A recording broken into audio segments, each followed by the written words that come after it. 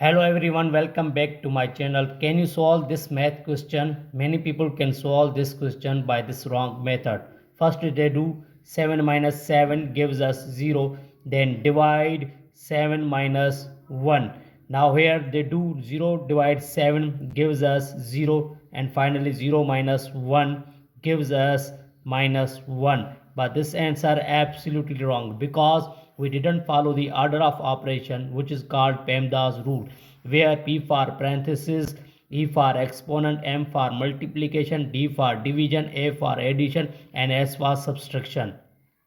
Remember that in multiplication and division have equal priority. Always work from left to right. Same rule applies addition and subtraction. So here in this expression only subtraction and division. So first we do division because division have higher priority. So 7 minus 7 divide 7 minus 1. First we do 7 divide 7. 7 minus 7. 7 divide 7 gives us 1. 7 minus 7 divide 7 gives us 1. Then minus 1. So now we do subtraction and adding. So 7 plus 7 minus 1 and minus 1 gives us only 5. This is a right answer.